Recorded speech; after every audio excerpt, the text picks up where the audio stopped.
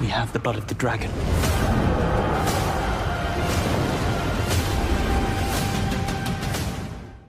Welcome back, everyone. It's Charlie. This will be my House of the Dragon Season 3 first look. There's a whole bunch of footage they've been filming for a while. There's a bunch of big battles, a bunch of new characters they're introducing during the season, so we'll break it all down.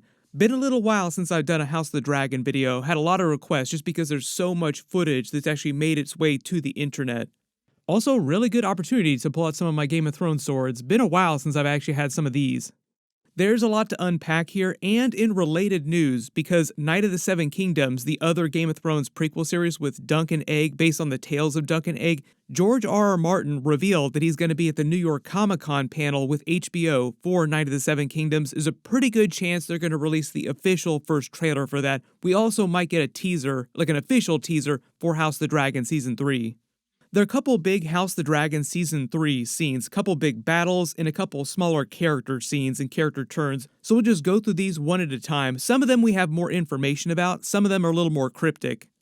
First big one is an Aegon scene of him trying to rally the crowd after he's returned, paying off Helena's prophecy about how the future would play out. If you remember, she was telling Aemond he hasn't returned yet, as in he would eventually return.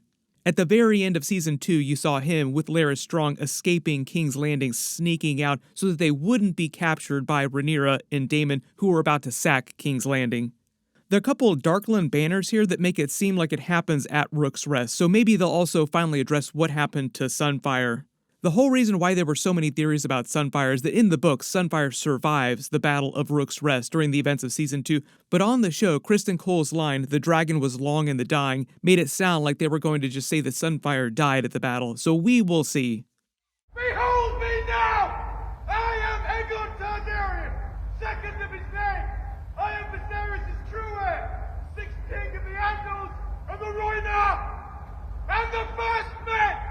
I was anointed by the High Septon in the light of the Seven, and it is in their light that I stand before you now. This is what Aegon actually says in the scene. "Behold me now, I am Aegon Targaryen, the second of his name. I am the true heir of Viserys, the sixth king of the Andals, the Rhaenyra, and the First Men. I was anointed by the High Septon in the light of the Seven, and it is in their light that I stand before you now." Then he really starts trying to gas the crowd up. He says, "Strike me down, and the stranger himself will take retribution.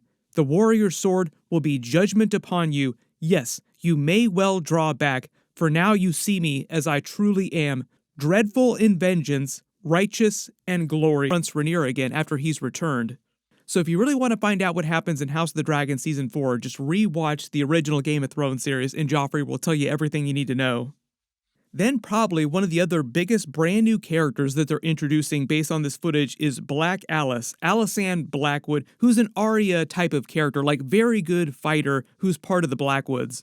She's actually the aunt of Lord Benjicott Blackwood, who became the Lord of House Blackwood after his father was killed during the Battle of Burning Mill in Season 2. If you remember, they kind of skipped over the battle just to show you how bloody, how crazy it got. That was meant to be between the Blackwoods and the Brackens as a culmination of their house's long-standing feud that went back to the Age of Heroes, more than 1,000 years on the events of the show, because they collapsed the timeline on the show. In the books, it's more like tens of thousands of years. All the maesters and the other great houses, the people of the realm, always joke about their feud because it's been going on for so long since the Age of Heroes, nobody actually remembers how it started.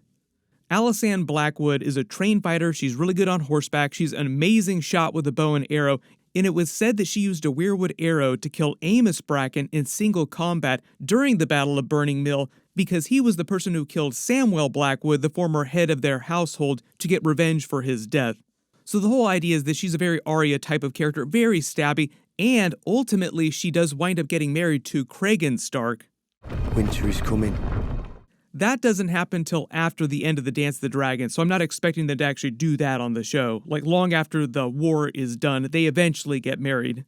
All these battle scenes here with her show the Blackwoods because they're supporting Rhaenyra. She fought through all the major battles during Dance of the Dragons where the Blackwoods participated. Most references to her in the books just talk about her during the Battle of the King's Road. Without getting into spoilers, that happens much later in the timeline, like stuff they would be doing in Season 4.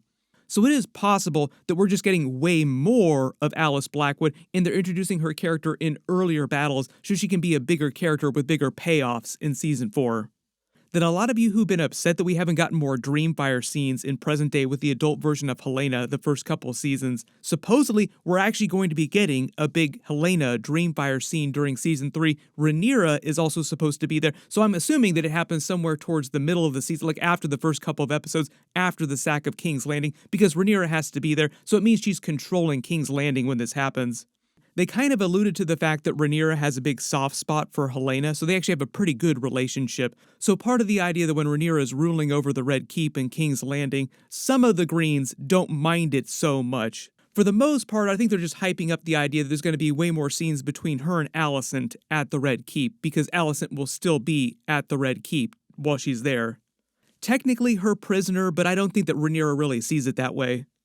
Fia Saban, who plays Helaena, also said that she was disappointed that she didn't get more scenes with Dreamfire during season 2, because the way the show portrays her, they're more interested in her abilities of dragon dreams, in how she seems like she has Weirwood powers like a green seer. That's where all the theories that Helaena is a green seer came from, because she can communicate with people through their Weirwood visions, and normally only green seers like the Three-Eyed Raven or the Children of the Forest could do stuff like that. So they've kind of gotten timey-wimey with Helena's powers and how broad they are on the show. They've kind of made it seem like she's almost agoraphobic and she never leaves the Red Keep, like she rarely goes outside. But in the books, she actually rides Dreamfire all the time. But on the show, they just haven't cared to do any of that stuff, probably mostly for pacing and budgetary reasons. And like I said, because they're more interested in using her as sort of a mouth for prophecy in the future. You just have to imagine some scenes that she has with Rhaenyra where she starts spouting off little prophecies and dragon dreams, and Rhaenyra starts to clock it like, wait a minute, because Rhaenyra is so tuned in to prophecy and dragon dreams. Most of the Greens seem like they have no idea what she's talking about. They think it's all just gibberish. Even Aemond, who would probably be more tuned into stuff like that, seems like he doesn't want to believe what she's saying. You'll be dead. You were swallowed up in the god's eye. Then there is a ton of footage, a bunch of different types of scenes at what seems like the first battle of Tumbleton with Daemon, the Blacks, and the Green Army, along with Daeron, who they're introducing during season 3. This is the actor that they're cast to play him, Ormund, Hightower, and basically just a bunch of their forces. There's a bunch of footage of Daemon in the town here, seeming like he's speaking with the maesters. This is all meant to be from Tumbleton.